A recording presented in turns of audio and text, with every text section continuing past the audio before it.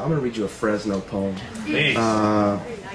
I'm not from Fresno, but I love it now. I've been there about 12 years.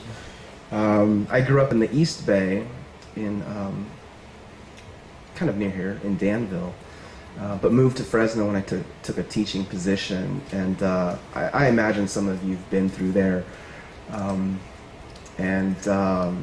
There's an area called the Tower District that is just very flavorful, you know, poets and artists and bars and good restaurants and art galleries.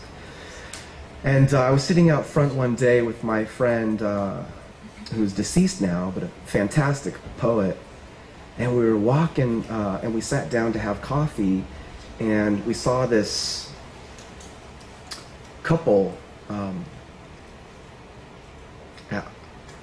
I always have a moment to just remember this young couple. They were about 16 or 17, making out for a really long time. And, it's inspiring, isn't it? Yeah. And I always say I didn't want to stare, but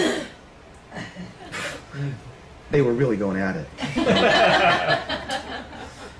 And then there's a guy with a little Mexican flag and listening to this hip-hop music that appears in the poem. This is sort of my tribute to Fresno, the part of Fresno I love. This is also the one that was in the Highway 99 anthology. It's called In the Tower District, Fresno. There are fragments of everything. An artist draws the sun on the verge of arrival.